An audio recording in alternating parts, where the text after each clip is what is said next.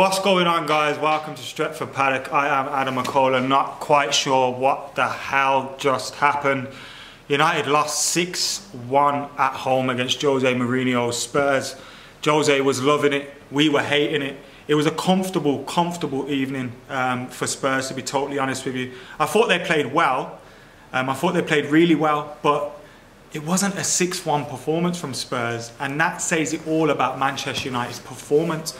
We were abysmal from back to front, and the game itself started off so well for us. You look at our first 11, I thought our first 11 was the strongest we could have put out there. You know, we had the midfield, Matic, Pogba, Bruno. We had that front three that we want to see. We had Bailly coming alongside Maguire at the back. A lot of people have been calling for that. Luke Shaw, Wan-Bissaka, arguably our best fullbacks in fullback.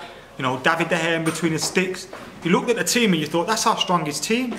We went 1-0 up inside a couple of minutes. Pogba and Bruno and Martial with a great 1-2. Martial gets brought down. Penalty. Bruno takes it, and you're thinking, what a start. I was loving it. I was loving it. I was thinking this is going to be a comfortable United win now. Spurs have played 3 games this week. They're absolutely tired. They've just had a Europa League game. Surely United will be able to use that to our advantage, kill the game early and see the game out. But we allowed them straight back into the game. And I've got to say, it comes down to those mistakes from Harry Maguire yet again. I've been saying it to people, look, our defence is an issue. Look, Lindelof should be replaced by Eric Bailly. But also, Lindelof is not the only issue. Maguire is also a problem. We saw towards last season, the end of last season, there were times where he was the worst centre-half. We saw at the start of this season, you know, Lindelof's been the worst centre-half. But overall, they've both been as bad as each other. And Maguire, you have to ask questions. £80 million, and he's wearing our armband and he's stinking the place out like that. Like, I don't hear many people talk about him or talk about his price tag and talk about him getting the armband. But it's a worry when that's your captain. And once we conceded that goal, once we went then 2-1 down, once we went down to 10 men, we never had a leader on the pitch that was pulling everyone together and saying, lads, this stops now. Let's take control of this shit. Let's shut up shop. Let's close the game out. Let's make sure this doesn't get any more embarrassing. Let's settle down for 10 minutes, get back into the game.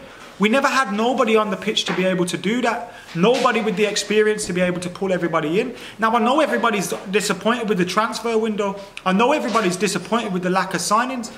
But we had enough inside that ground today to get a result. And everybody has to take a look at themselves. Everybody from top to bottom has to take a look at themselves. Ole Gunnar Solskjaer, what was that? Why is our defence so poor? Why can we not pass the ball out from the back? Are you coaching that defence? Is anybody coaching that defence? Why is our left back at centre back, our centre back at left back sometimes, all over the place? I can't remember which goal it was because I've lost count of it. But there was a goal where Luke Shaw was centre half and Harry Maguire was at left back. And God knows where everybody else was. Like, it was shocking stuff. It was schoolboy defending from players that are worth dough. 30 million for Luke Shaw, 80 million for Harry Maguire, 30 million for Bailly, 50 million for Aaron Wan-Bissaka. That's £190 million worth of defenders there. You wouldn't pay 19 million for them combined. Bailly makes a mistake as well. He made a mistake, I think, for our 3rd goal, but I genuinely thought he started off well. He started off well. He was clearing the ball from the box. He was doing this, doing that. But once we let them goals in, once them Maguire mistakes come, our captain lost his confidence. Our captain lost his head. The rest of the team followed. Paul Pogba, poor in midfield. Matic, poor in midfield. Rashford, loads of work, loads of running around, loads of enthusiasm. Yes, he tried hard to make things happen, but it was just energy he was putting into the game. It wasn't any quality. You know, Martial gets sent off. I'll talk about that in a minute, but it wasn't, you know, when he was in the game, yes, he won the penalty, he had a few moments, but apart from that, there wasn't really anything there. Right wing.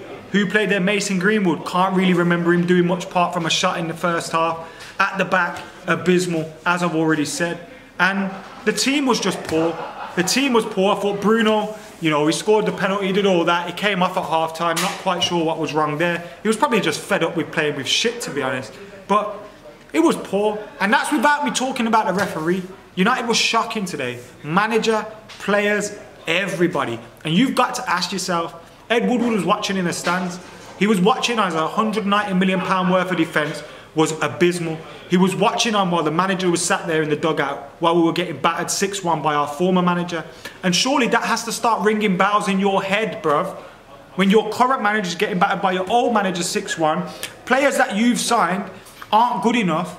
What is going on with the leadership at this club? No leadership on the pitch, no leadership in the dugout, no leadership in the stands coming from the board, and definitely no leadership coming from the Yanks over there in the States.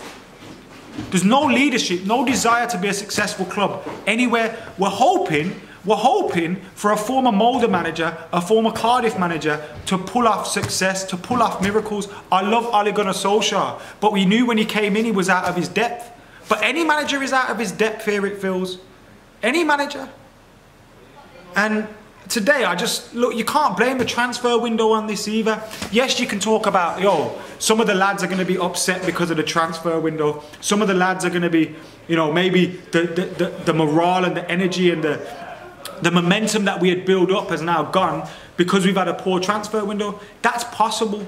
But at the same time, you can't blame the simple mistakes, tactically, footballing wise, on the pitch, decision making. You can't blame those silly mistakes on the fact we never signed someone. Because ultimately you have to take responsibility for your own performance, and we didn't. And I just feel like from top to bottom, from the owners to the manager to some of the players, it's just not good enough. It's just not good enough. We are not moving like an elite club. We are not acting like Manchester United should be. We wouldn't see Bayern Munich or Ajax or even fucking Celtic acting like this, and they're in the SPL, all due respect. Like, we wouldn't see this happening anywhere else. Yet here we are at Manchester United. We make more money than anybody. We make more money than anybody, but we've got owners that don't care about winning trophies. And that has trickled down to the fact that we've appointed a manager that is out of his depth. We've appointed a manager that's out of his depth. And we've got players that are looking out there on the pitch, lacking direction, lacking leadership. And yes, you can point to transfers, but overall, we could have spent £200 million this summer. We could have had 10 Jadon Sanchos out of there. That doesn't change the result that we've just had today.